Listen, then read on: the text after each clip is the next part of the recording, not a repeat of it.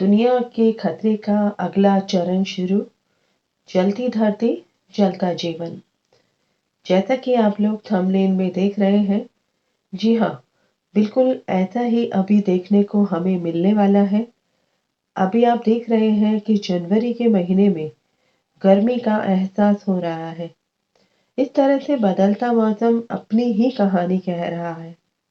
मौसम में आए इस अचानक बदलाव से सभी हैरान हैं। साइंटिस्ट भी इसका रीजन ढूंढ रहे हैं। आखिर क्या है इसका कारण? बहुत समय से हम सभी ये सुन रहे थे कि सूर्य दो हो जाएंगे या सूर्य टूटकर बिखर जाएगा, और अभी हमने सुना भी था कि सूर्य के कुछ हिस्से में कुछ एक्टिविटी भी हुई है। तो क्या इस कारण से मौसम में बदलाव हो रहा है? जी नहीं। देखिए, सूर्य प्रकाश का एक पिंड है। सूर्य में कोई घटना घटित होती है तो वो एक आकाशीय घटना है। अगर सूर्य ही खत्म हो जाएगा तो हमारा क्या होगा? आप लोग समझ सकते हैं। देखिए, these days you must be noticing a change in my voice. If you are having trouble understanding, then please tell me in the comment box. Actually, I have a high fever and my throat is getting completely blocked. But I try to give you the video on time. Thank you so much. जिस तरह जीवन जीने के लिए हमें Jupiter की आवश्यकता होती है ऑक्सीजन के लिए, क्योंकि जुपिटर ऑक्सीजन का कारक है, उसी तरह सूर्य हमारी सोल का कारक है, हमारी स्ट्रेंथ का कारक है। हमारी कुंडली का लग्न ही सूर्य की स्ट्रेंथ है। लग्न में ही सूर्य एक्सॉल्टेड होता है। फोर्थ हाउस में सूर्य का दिग्बल 0 होता है और सेवेंथ हाउस में सूर्य डेबिलिटेटेड होता है और 10th हाउस में सूर्य दिग्बली होता है।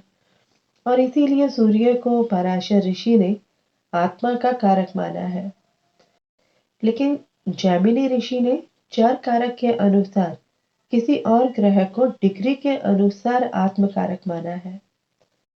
हम जानते हैं सूर्य आग का गोला है जो सब कुछ जलाकर भस्म कर सकता है, और फोर्थ हाउस वो भाव है जहां सूर्य का दिग्बल 0 होता है। तो ऐसे में फोर्थ हाउस के कारकत्वों पर भी अच्छा खासा प्रभाव पड़ता है। फोर्थ हाउस में नैसर्गिक चंद्रमा की कर्क राशि आती है और चंद्रमा और शुक्र दोनों वाटर प्लैनेट यहाँ दिग्बली होते हैं। देखिए, जो भी ज्योतिष के स्टूडेंट हैं या जो ज्योतिष जानते हैं वो सभी इनसे परिचित हैं। लेकिन आज मैं आपको एक ऐसी जानकारी देने वाली हूँ जो आपके ज्योतिष के अध्ययन में आपके काम आ सकती है। हमारा जो आज का टॉपिक है उसमें फोर्थ हाउस बहुत इंपॉर्टेंट है, जहां अग्नि और जल दोनों की अधिकता नुकसान पहुंचा सकती है। अब जब यहाँ सूर्य का दिग्बल 0 होगा तो जलीय ग्रहों का रोल भी ज्यादा होगा। फोर्थ हाउस आप जानते हैं हमारी अर्थ को रिप्रेजेंट करता है। जब ग्लोबल वार्मिंग की कंडीशन बनी हुई है तो यहाँ अग्नि और जल दोनों से प्रलय का खतरा भी बना हुआ है, और ये प्रलय धरती के ऊपर और धरती के नीचे दोनों तरफ से आ सकती है, यानी जल प्रलय और अग्नि प्रलय। जब धरती जलेगी तो मनुष्य का जनजीवन भी अस्त व्यस्त होगा। ये बदलता हुआ मौसम बहुत जल्दी ही हाई टेम्परेचर में बदलने वाला है। आज हमें 40-45 डिग्री का टेम्परेचर बहुत ज़्यादा लगता है। क्या होगा अगर आपको कोई 70+ डिग्री में रहने को बोलता है? तो नहीं रह पाएंगे ना आप इतने टेम्परेचर में। एस्ट्रोमीटरोलॉजी के अकॉर्डिंग सूर्य और मंगल दोनों मॉनसून सीजन में हीट वेव पैटर्न्स में अपना रोल प्ले करते हैं। अगर आर्द्रा प्रवेश चक्र में ये दोनों क्लोज कंजंक्शन में एक ही भाव में हो तो वो वर्ष intense heat wave, intense dryness देते हैं। आपने देखा होगा कई बार मानसून सीजन में ये प्री मानसून से पहले एक अलग से हीट वेव होती है, वो इन्हीं के कारण होती है।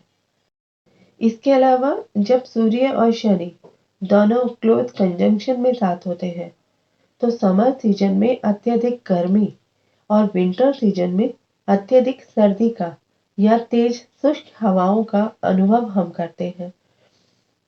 इसके लिए ये दोनों ही रिस्पॉन्सिबल होते हैं। इसमें नाड़ियों का बहुत इंपॉर्टेंट रोल होता है। जैसे जब शनि जल नाड़ी में होते हैं जो जल से संबंधित घटनाओं को जन्म देते हैं, जिसमें पानी में तूफान आते हैं, हवाओं के साथ तूफान आते हैं और कभी-कभी स्ट्रॉन्ग विंड स्टॉर्म भी आते हैं। शनि जब अग्नि नाड़ी में होते हैं तो बहुत तेज गर्मी के साथ तूफान आते हैं। आपने कभी हवाओं में भी ये महसूस किया होगा कि हवा गर्मी के साथ शुष्क होती है, जिसे कुछ लोग लू के नाम से भी जानते हैं। ऐसे में अगर शनि के साथ साथ अग्नि नाड़ी में ये तीनों फायरी प्लैनेट भी हों, जैसे सूर्य, जुपिटर और मार्स, तो एटमॉस्फेयर में गर्मी ज्यादा होगी। जैसे अभी शनि वायु नाड़ी में है, तब सूर्य भी उसे ज्वाइन करेंगे, तो उस समय हवा में तेजी होगी और शुष्कता के साथ साथ हवा में नमी भी होगी। तब उस समय मौसम में बदलाव भी होगा, सर्दी जा रही होगी और गर्मी आ रही होगी। तो उस समय जो बादल बारिश बनाने वाले होंगे, ये हवा उन्हें उड़ाकर दूर कर देने वाली होगी। इस पर एक डिटेल वीडियो मैं आप लोगों को दूंगी और फरवरी से ही आपको लगने लगेगा कि गर्मियों की शुरुआत हो गई है। मुंडेन एस्ट्रोलॉजी या मेदिनी ज्योतिष सिद्धांत के अनुसार जब भी सूर्य वृषभ राशि में ट्रांजिट करता है तो उसकी प्रचंड गर्मी पृथ्वी के सेंटर पर सीधी किरणें डालती है और ये अप्रैल, मई और जून के महीनों के दौरान कृतिका और रोहिणी नक्षत्र के आसपास विशेष रूप से ज्यादा असर दिखाई देता है, जिसके कारण वातावरण गर्म हो जाता है और आमतौर पर तेज तूफान और तेज आंधी भी आती है। ऐसे में अभी आप देखिए, जब मीन राशि जो वाटर एलिमेंट की राशि है उसमें सप्त ग्रह युति बनेगी और सबसे इंपॉर्टेंट पॉइंट है, यहाँ चंद्रमा और शुक्र दोनों वाटर प्लैनेट भी होंगे। सूर्य चंद्रमा साथ होंगे, सूर्य शनि साथ होंगे और राहु साथ होगा, नेपच्यून साथ होगा। तो जल प्रलय, सुनामी, समुद्री तूफान और भूकंप जैसी घटनाएं घटित होंगी जब शनि जल नाड़ी में होंगे। लेकिन क्या होगा जब शनि अग्नि नाड़ी में होंगे, यानी मेष राशि में, फरवरी 2028 के बाद? ये जो दो समय का कालखंड है वो जल और अग्नि प्रलय का समय हो सकता है, जब पृथ्वी दोनों तरफ से जलेगी। जल प्रलय आता है तो पानी से संबंधित घटनाएं घटित होंगी जो लगभग 2027 या 28 तक के पीरियड में हो सकता है। मैंने 29 मार्च के आसपास के बहुत से वीडियोस अपलोड किए हैं, उसके बाद के भी कुछ वीडियोस अपलोड किए हैं, आप चेकआउट कर सकते हैं। और अग्नि प्रलय में आग से घटनाएं घटित होंगी जो लगभग 2028 से 2030 या 31 तक का समय हो सकता है,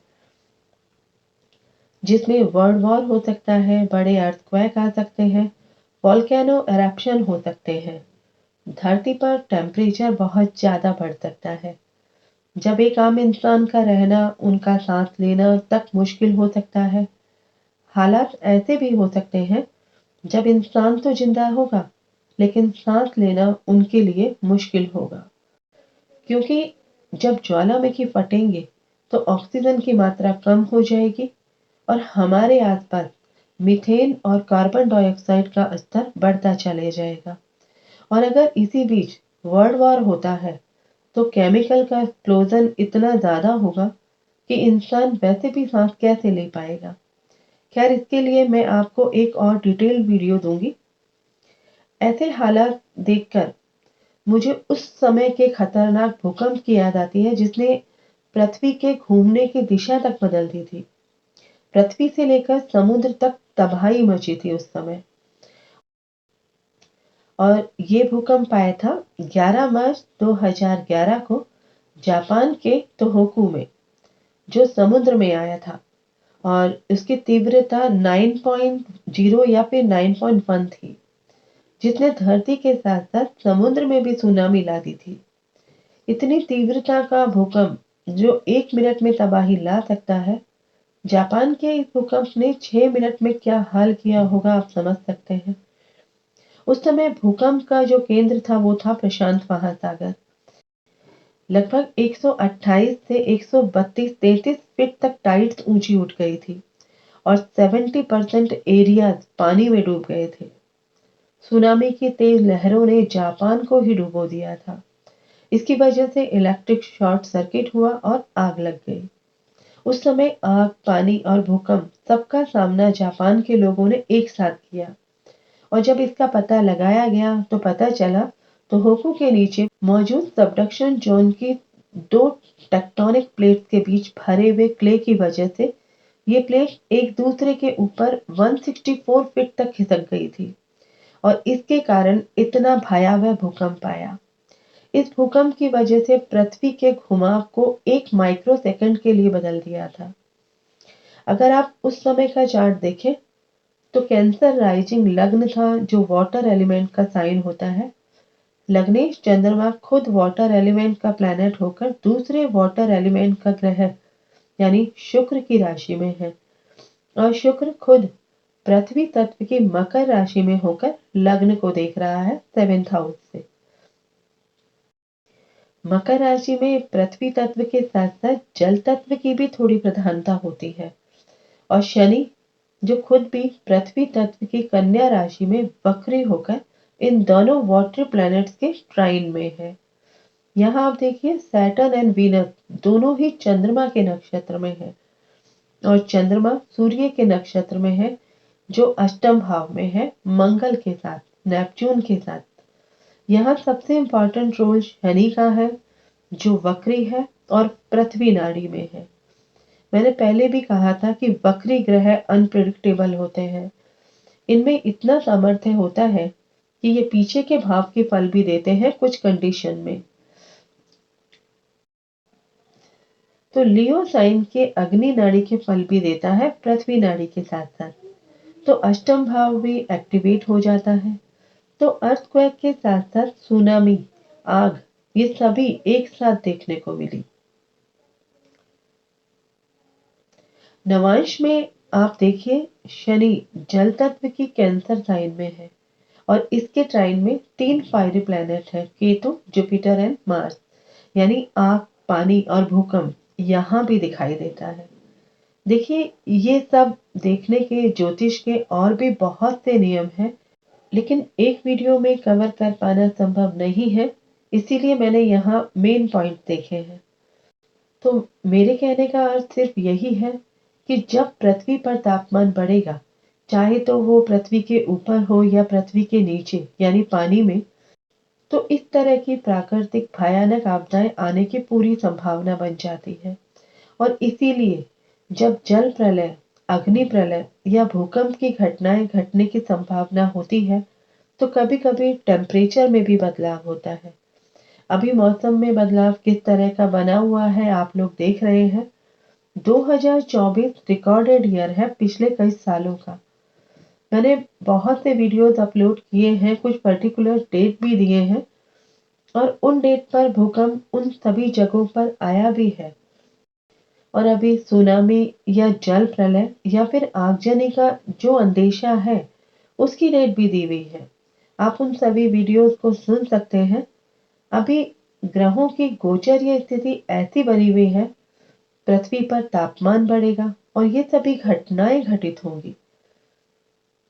ईश्वर से मेरी यही प्रार्थना है कि सभी सुरक्षित रहें, किसी भी तरीके की कोई हानि ना हो और मुझे खुशी होगी अगर मेरी ये प्रेडिक्शन गलत साबित होती है, क्योंकि इस दुनिया में जान से बढ़कर कुछ भी नहीं है। आशा करती हूँ ज्योतिष के दृष्टिकोण से आपको ये वीडियो जरूर पसंद आया होगा। तो वीडियो को लाइक करें, शेयर करें और चैनल को सब्सक्राइब करना ना भूलें। मिलते हैं ऐसी ही ज्योतिष की एक और इंटरेस्टिंग जानकारी के साथ। तब तक अपना और अपने परिवार का ख्याल रखें, सुरक्षित रहें। जय हिंद, जय भारत।